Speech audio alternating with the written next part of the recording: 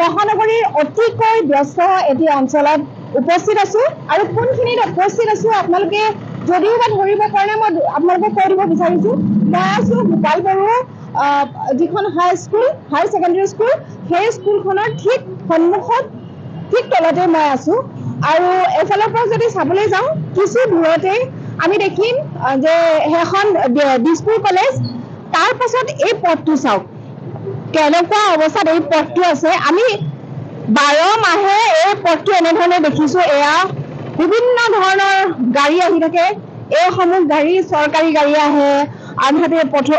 যিসকল বজাৰ কৰিব আহিলে মুঠতে সদা ব্যস্ত অত্যন্ত ব্যস্ত এই পথটো আৰু লগতে ইয়াৰ সন্মুখতে কিছু দূৰত এখন দিছপুৰ থানাখনো আছে গতিকে এখন এটা অতি ব্যস্ত পথ আৰু এইটো বাৰিষা হলে কেনে অৱস্থা হয় এইখনে নদী বৈ যায় ইয়াৰে এবাৰ খান্দে এবাৰ ভাল কৰে এবাৰ খান্দে এবাৰ ভাল কৰে কিন্তু এই যে খান্দি থৈ গ'ল এই যে ডাঙৰ ডাঙৰ গাঁতখিনি এই গাঁতখিনি আজিলৈকে ভালে নহল চাওকচোন এখন গাড়ী যাব নোৱাৰে এই গাড়ীসমূহ চাওক কেনেধৰণে গৈ আছে ইমান বিপদ সংকুলভাৱে এই মহানগৰীৰ সদা ব্যস্ত পথটো এই যাত্ৰীসকলক লৈ কেনেধৰণে গৈ আছে এই টেম্পুসমূহ কেনেধৰণে চলি আছে পানীৰ গাড়ী মানুহৰ গাড়ী স্কুটাৰ বাইক সকলোখিনি পানী চব পৰি গৈছে পানী একদম ৰাস্তা বেয়া হৈ আছে দাদা অসুবিধা বহুত ইয়াতে অসুবিধা নহয় এক্সিডেণ্ট হয় বাইকে এনে বাইক পৰি গৈছে ইয়াত এক্সিডেণ্ট নহয় বছৰ হ'ল এইটো বেছি হ'ল আৰু ইফালে নদী বৈ যায় ন হয় ইয়াত মানে পানীটো বৰষুণ দিলেতো একদম বহুত বেয়া বৰষুণ দিলে ইয়াত মানে বহুত বেয়া পানী থাকে ইয়াত দেখিছে কেনেধৰণে যে কি অৱস্থা হৈছে গতিকে কাৰ দায়িত্বত পৰিব GMC নে GMDA কাৰ দায়িত্বত পৰিব নে PWD কাৰ দায়িত্বত পৰিব কোনে ইয়াৰ দায়িত্ব ল'ব ইয়াত দুগৰাকী জ্যেষ্ঠ নাগৰিক আছে আমি তেওঁলোকৰ সৈতে কথা পাতিম তেওঁলোক দুৰ্ভোগ ভুগিছে আচলতে এই পথটো ধনজিত এই পথটো যদি দেখুৱা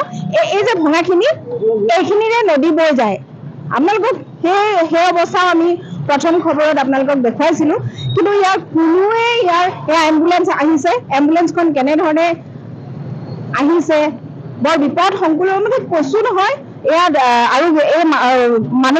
মানুহজনে গৈয়ে থৈ গ'ল ইয়াত কেনেধৰণে ইয়াত এক্সিডেণ্ট হয় আপোনাৰ ওচৰলৈ আহিছো বৰ দুখ লগা হৈ আছে ন মহানগৰীৰ হৃদপিণ্ড স্বৰূপ গণেশগুৰি হয় জানো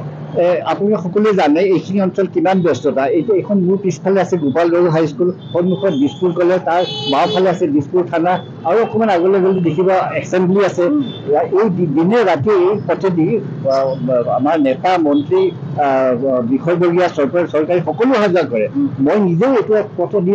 দিনটোত নাই কমেও 2-3বাৰ আহোঁ কিন্তু এই অৱস্থাত আপোনাৰ গাড়ীখনে কেইবাবাৰো এক্সিডেণ্টৰ মুখামুখি হৈছে আৰু মানুহতো অসুবিধা হৈছে তাৰোপৰি গুৱাহাটী আপোনাৰ গণেশগুৰি চাৰিআলিৰ পৰা আপুনি গণেশ মন্দিৰলৈকে এই পথছোৱাত গাড়ী গতিপথ ইমান শ্ল' হৈ যায় ট্ৰেফিক জাম এটা কৃত্ৰিম ট্ৰেফিক জাম এটা হৈ যায়গৈ গতিকে এনেস্থলত চৰকাৰে কোন বিভাগে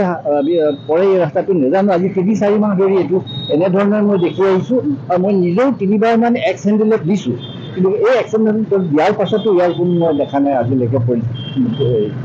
ইয়াত ৰিপেয়াৰ কৰা বা হেৰি কৰা গতিকে মই আকৌ পুনৰবাৰ আপোনালোকক চেনেলৰ থ্ৰুদি অনুৰোধ কৰিছোঁ যাতে সোনকালে এই ব্যৱস্থাটো ৰাস্তাটো মেৰামতি কৰাৰ ব্যৱস্থা লওক আপুনি স্থানীয় বাসিন্দা হয় মই ইয়াৰ পৰা অকণমান আঁতৰত থাকোঁ মই কিন্তু অহা যোৱা কৰোঁ এইটো ৰাস্তাৰে বহুত অসুবিধা আৰু গাড়ীখন মানে স্প্ৰিংবিলাক দেখিছেনে কেনেকৈ গাড়ীবোৰ ডুবি যায় এবাৰ ইফালে এবাৰ বাওঁফালে এবাৰ সোঁফালে তেনেকৈ গাড়ীৰ লাইফ কমি যায় গতিকে এইটোতো চৰকাৰে আমাক নিদিয়ে গাড়ীখন ৰিপেয়াৰ কৰাৰ খৰচবোৰ গতিকে কেলৈ এইটো নকৰে মই আৰু এটা কথা অকণমান আগলৈ যাব তাত দেখিবা এটা উল্টা ধৰণৰ স্পীড ব্ৰেকাৰ হৈ আছে সেইটো গাড়ীখন এনেকৈ সোমাই আকৌ ওলাই যায় মানে গম নোপোৱাকৈ যদি সেই ঘাটত পৰে গাড়ী নিশ্চয় এক্সিডেণ্ট সন্মুখীন হ'ব বৰ অসুবিধা হৈ আছে কিমান বছৰ হৈ গ'ল এইটো আৰু আমি দেখো আজিতো শুকান হৈ আছে কিন্তু পানী হ'লে এইখনে নৰ বৈ যায় আমি এইফালে যাবই নোৱাৰোঁ মই সেইকাৰণে গাড়ী বেয়া হোৱাৰ কাৰণে গাড়ী ৰাস্তাতে এভইড কৰিছোঁ মই লাষ্ট গেট হৈ যাম লাষ্ট গেট এইটো ৰাস্তা এভইড লাগিব কাৰণ এইফালে ট্ৰেফিক জাম প্লাছ আকৌ ৰাস্তা এফালে গতিকে এইটো কেতিয়া বহুত দিনৰ পৰা দেখিছোঁ কোৱা হৈছে পাব্লিকেলি বহুত কোৱা হৈছে কিন্তু কোনো চৰকাৰৰ পৰা কোনো এয়া পদক্ষেপ লোৱা নাই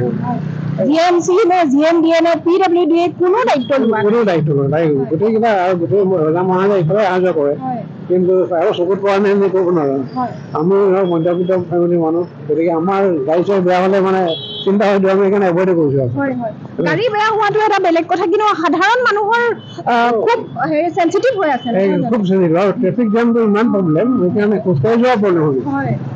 যিমান সোনকালে চৰকাৰে কিবা এটা ব্যৱস্থা লয় আমি তাকে আশা কৰিছোঁ নিশ্চয়কৈ ধন্যবাদ তেওঁলোকে সেই কথাটোকে কৈছে যে কিমান অসুবিধা হয় এইখিনিত আৰু কৈছোৱে যে এখন Gopal Boro high secondary school next Dispur college তাৰ অকণমান আগত গৈ সেইখন দিছপুৰ থানা তাৰ আৰু এখন যদি আগত যায় সেইটো হ'ল গণেশ মন্দিৰ আৰু আছাম লেজিছলেটিভ এছেম্বলি তাৰ পাছত সেইখন পিছফালে জনতা ভৱন আৰু গতিকে এই ইমান হাই প্ৰফাইল এই অঞ্চলটো তাৰ মাজত এনেকুৱা এটা পথ এনেধৰণে পথটো মেৰামতি নকৰাকৈ যে ৰাখিছে কোন ডিপাৰ্টমেণ্টে ইয়াৰ দায়িত্ব ল'ব যোন ডিপাৰ্টমেণ্টৰে দায়িত্ব নহওক এই দায়িত্ব সোনকালে সামৰিব লাগে এই দায়িত্ব সোনকালে সামৰি লৈ তেওঁলোকে নিজৰ বুলি ভাবি লৈ এই পথছোৱা যাতে সোনকালে ভাল কৰে তাকে সকলোৱে কামনা কৰিছে